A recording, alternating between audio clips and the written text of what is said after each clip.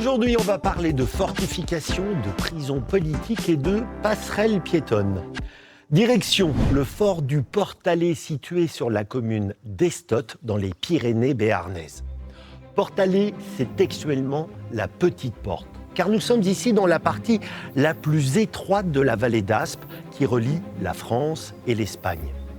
Dès le Moyen-Âge, on installe un premier petit fortin afin de contrôler ce verrou stratégique. Mais en 1842, le roi Louis-Philippe ordonne de bâtir un nouveau fort beaucoup plus grand. Pour s'adapter à la forme de la falaise, on multiplie les édifices que l'on étage sur 100 mètres de dénivelé.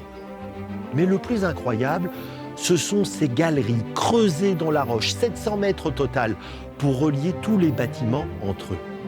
Prévu pour abriter 400 soldats, le Portalet n'accueillera au final qu'une centaine d'hommes et une dizaine de canons. Devenu inutile, il est abandonné en 1925. Le destin du fort bascule.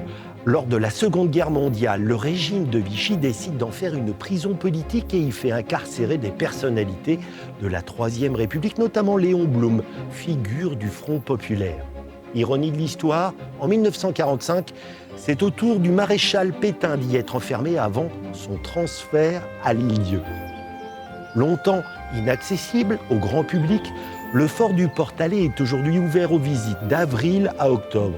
La mise en place de cette impressionnante passerelle piétonne le long de la route permet désormais d'accéder en toute sécurité à ce fort de montagne à l'histoire étonnante.